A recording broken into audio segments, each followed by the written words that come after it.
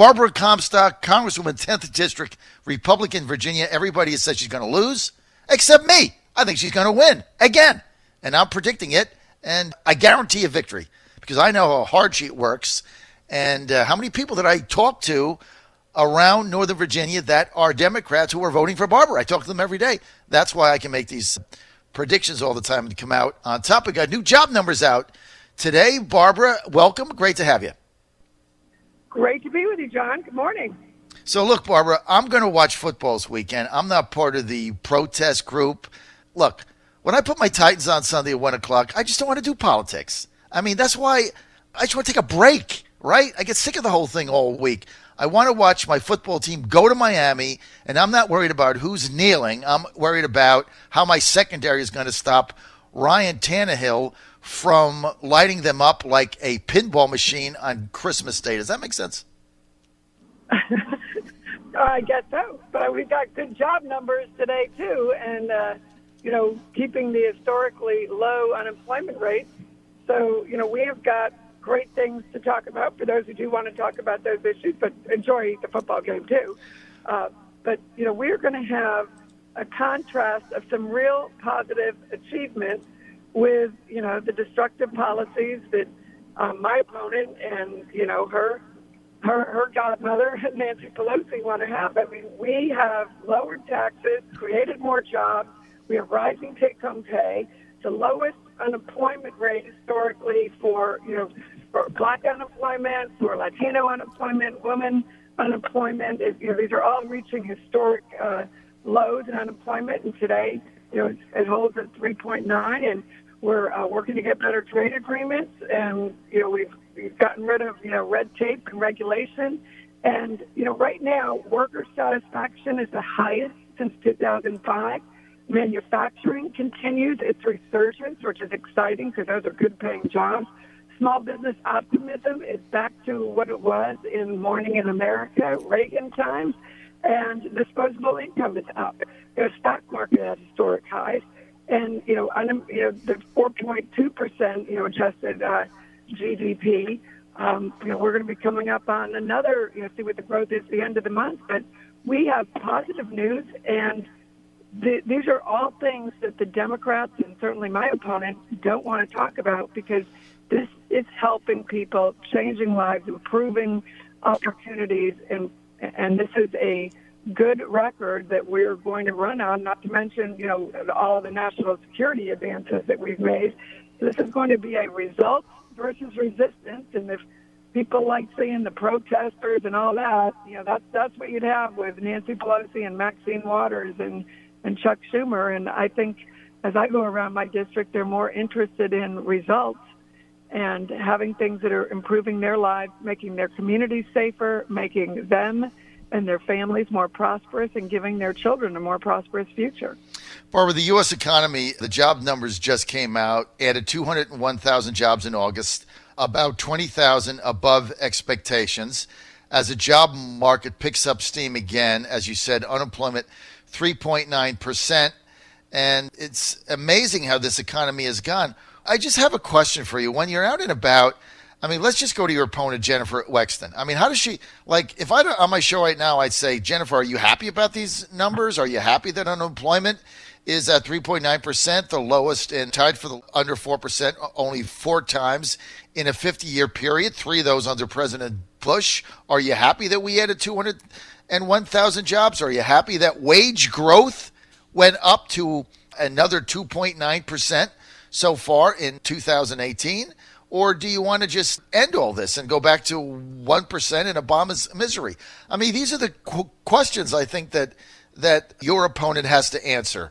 This economy is phenomenal. She doesn't get out and about. She's not out talking. She got together with someone like Kirsten Gillibrand from New York and brings together partisans, but she has skipped. In the summer, you know how it is. You're out there going to a lot of county fairs, which she skipped for the most part. Various festivals, and in our community, we are always outreach. I've been in office now almost 10 years, and we are always reaching out to make a bigger majority. And we have a strong Korean community, Indian community, Pakistani community, Vietnamese community, African American festival, all these things. She skipped them. She couldn't be bothered to going to the people and going to them and talking to them. She just has scheduled events that she'll invite you to if you're a left-wing activist, but not the open events. And she just canceled. I know you've been to the Hobnob in the Valley for years. I know you were there last year. I love to go to the Hobnob in the Valley. And it's fun. And she's canceled that. She's not going. She's not going to show up to that. And that's always been something that sort of kicks off the political season. And she's not going. All right, look, I'm going to do something a little bit different today. I'm going to ask you some rapid-fire questions because it is Friday, and we're going into football weekend, so we're going to go rapid-fire. So you have to give, short, couple-word answers, all right? Plus, we're going to have some fun. This is like the fun Barbara because job numbers are out, things are going great. So this is the fun Barbara. Okay, fun Barbara. Here's a couple of questions coming from Virginia 10 Facts. Who is more unpopular in your district, Donald Trump or Nancy Pelosi? Oh, it is Nancy Pelosi. That is certainly what our polls show. Who won every Inside the Beltway precinct in 2016? Barbara Comstock or your Democratic opponent? That would be me in 2016. I did win those, and that would actually Terry McAuliffe's precinct is just outside the Beltway. I've won that every election. So the reason I'm predicting you're going to win is I want to just so that everybody knows, Barbara won every precinct inside the Beltway in 2016. Okay, who got more votes in your district in 2016? Hillary Clinton, Tim Kaine, or Barbara Comstock? Oh, you've been doing your homework. Yep. That would be me. Yep. Another winner. That is never mentioned in the press. I know. Comstock outperformed my camp. This is a diss on me because I was the Trump chairman. I lost the district by 12. I lost the district by 15, and Barbara outperformed the Trump campaign by 12 points in the district. So you won. I got clobbered. All right. What Democrat has ever run in Virginia has received more votes in the 10th district than Barbara Comstock did in 2016? There would not be one. Not Tim Kaine, not Mark Warner, not Terry McAuliffe. None. They've all received that. When you go and look at their raw votes, they're all fewer. And that's zero. Also something. Yeah. Okay. Zero. Now, how much did Democrat Jennifer Wexton outperform other Democrats in her district? None. Well, she hasn't. Nobody. She's made the bold state. She said this at debate. It was funny that her Democrat opponents didn't do their homework because she kept saying she outperformed other Democrats. Wrong. When in fact she's an underperformer by 6, 8, 10 points, I think, and depending on the race. And so she is sort of very much underperformed the other Democratic candidates that have been on the ballot. Okay, who skipped the African American Festival, Korean Independence Day events, Indian Independence Day events? She doesn't go to these events. She doesn't go to events. No, and I can tell you my previous Democrat opponents did. We're surprised whenever we show up. Sometimes they send their attack dogs out to the events because I do go to all these, but she doesn't show up. Well, she just can't be bothered.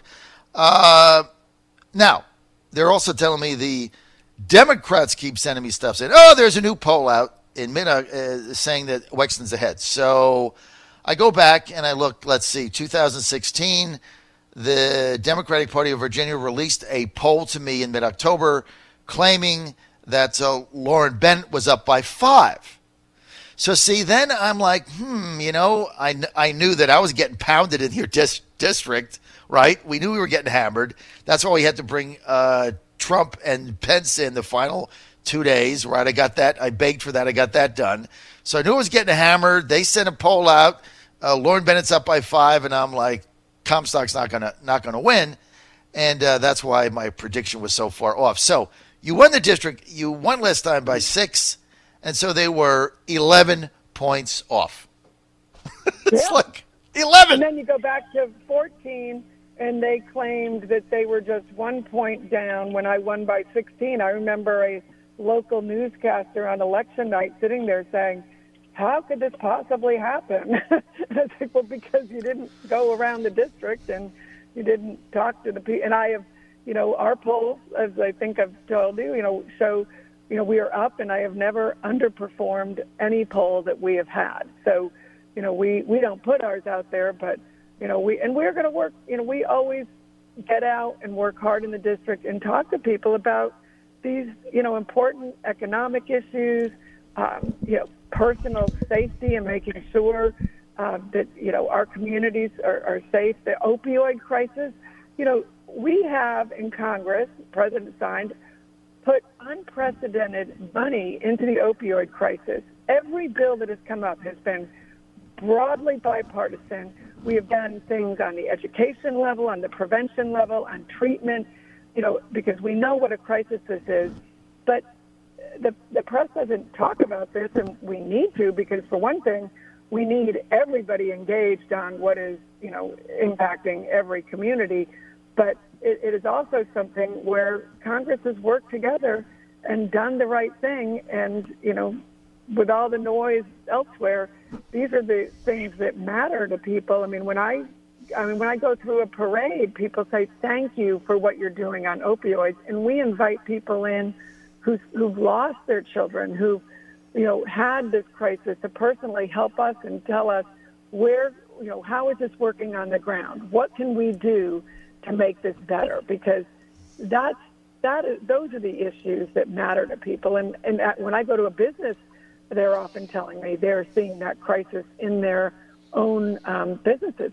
An auto body shop, a gentleman told me we had somebody overdose, in our, That's bathroom, at the auto body shop, small, auto body shop. And so this is something we have, just scoured the community, working with everybody on this, the faith community, law enforcement, education, and really brought together a coalition of people. And so, these are the important things that are getting done while others aren't really paying attention to that. But, these are the issues that matter to people. You're on the John Fredericks Radio Network. You're Godzilla of the Truth in America. We're with Congresswoman Barbara Comstock, Republican, 10th District of Virginia. Everybody has that leaning Democrat and Wexton. I'm predicting that Comstock is the victor, and I just gave you all the facts. I don't make this stuff up, right? Meantime, the economy booming along again, adding another 201,000 jobs in August. This just out from the Labor Department, up from 147 in July. Wages up 2.9% over expectation. Now, here's the good news. Unemployment 3.9%. And you say to yourself, well, it was 3.9% last time. We added 200,000 jobs. Why is it still 3.9%? Here's the key to the economy that nobody gets. Because more people who have dropped out of the labor force after the recession, Barbara, they gave up. They interview after interview after interview. They couldn't get out. And now they're coming back. Food stamps because people are back to work with good-paying jobs. That's right. They're coming back. And that is why this economy is so phenomenal. Do you know that in the last 3 months, we have had the highest percentage of hiring ex-felons, people that did their time and came out and couldn't get jobs? The key to reducing recidivism is people come out and get a job, okay? Highest it's been since they've studied it, right? Highest number of felons being hired. Do you know, Barbara, that in the past 90 days in the United States, we have had the highest increase of percentage of hiring handicapped people? This is another fact the New York Times doesn't tell you, because they'd rather talk about a phony, op-eds, right? Think about being a handicapped person in a tight economy. You have no shot at getting a job, all right? So you got to make ends meet. Now you got a handicap, you're getting jobs. I mean, this is incredible. All right, let's get to... We are in the Disability Caucus, and we work on those issues, and you're right, trying to find better solutions, because so people can, and then they can still maintain benefits while working too. So there have been efforts to make sure that when people in the disability community are able to go back to work, that they don't lose benefits, so they can have that transition. We can make sure that the safety net is still providing for them while they have the dignity of work, which is, ennobling for everybody. I mean, that's why it's so important to get people back to work. I mean, it's important for families. And when I meet with the disability community and they're engaged in work, this is something that they want to work, and they are great, reliable employees when you find, the right place for them. Our farm community works with the disability community, and it's great to see, some of our farms be able to engage and involve people. So there's a lot of exciting things going on the work front right now where, and as more people come in, the wages have to go up because the competition is tough. I was meeting with construction folks who said they've had a 6% increase in wages because it's just a tight market, and they have to pay that to find the employees, and that's good for the workforce. And then we're upgrading the workforce development, and providing more advanced skills, so they're moving into those higher paying jobs too. It's Trumponomics, and here's the thing, Barbara. A job is not a tweet. It's not a MAGA rally. It's not blue, and it's not red. Okay? When somebody has a job that was unemployed, it's green. It's green. Money. It's green. A job is green, and it's nonpartisan, and it doesn't matter what was tweeted out or what you're mad at. The bottom line is, if you were not working and now you can work and you get up every day and feel good about yourself, and you have a job and you can get paid and you can provide for your family or your loved ones or whatever, or support yourself, you feel better about your life. And that's what this campaign is about. It isn't about some weasel rat writing an op-ed in the White House. This campaign in the 10th District is about jobs for people that need them, and the economy is delivering, and so is Barbara. That's why you're going to win again.